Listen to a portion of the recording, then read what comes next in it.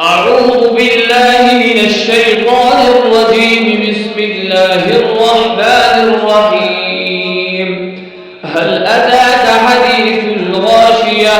وجوه يومئذ خاشعة عاملة ناصبة تصلى نارا حامية تسقى من عين آنية ليس لهم طعام إلا من ضريع لا يسمن ولا يغني من جوع.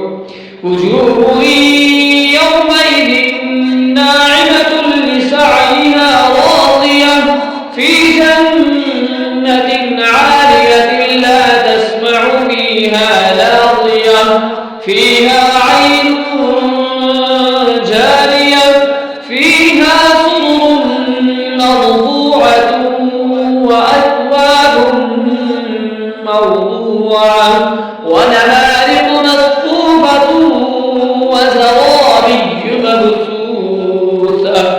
أفلا ينظرون إلى الإبل كيف خلقت وإلى السماء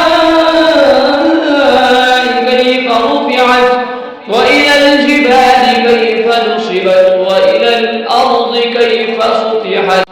فذكر إنما أنت مذكر لست عليهم بمسيطر إلا من تولى وكفر فيعذبه الله العذاب الأكبر. إن